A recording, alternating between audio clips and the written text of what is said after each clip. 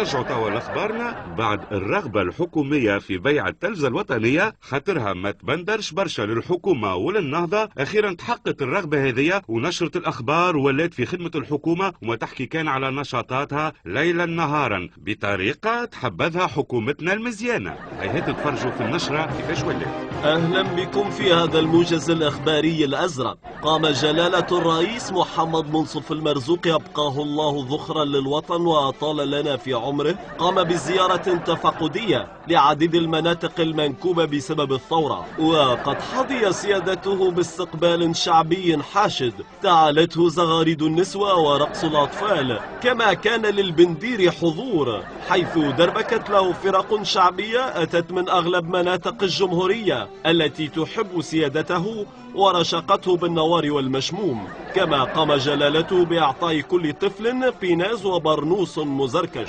وهذا ليس بغريب على رئيسنا المفدى لما عرف به من حب للشعب والمنكوبين. وبهذه المناسبة أطلق جلالته عصفورا في السماء من نوع الكنالو. وفي سياق متصل قام جلالة رئيس الحكومة سيدنا وتاج راسنا حمادي جبالي صاحب الابتسامة الجميلة التي قهرت قلوب العذارى والمتزوجات، قام بتصريح لإحدى الصحف اليومية وكان كعادته ذكيا ورصينا، وقد صرح بأن الحكومة الحالية غير مؤقتة ونحن كإعلام أزرق نسانده في ذلك، ومن يقول إنها مؤقتة فهو خارج عن القانون وما يخليش الحكومة تخدم على روحها.